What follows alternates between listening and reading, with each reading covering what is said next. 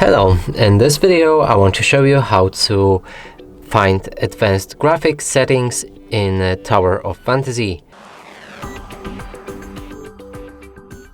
So in order to do this, let's open this button in the top right corner of the screen, move to the settings, here's a display and advanced settings with a plus, so click on it and that way you'll be able to change any advanced settings like the textures, material quality, vegetation detail, view distance,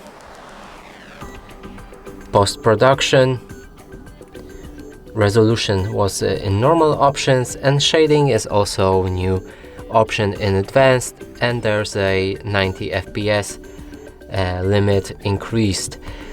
And that's it for this video. Hope you like it. Please consider subscribing to our channel, leave a like and a comment below.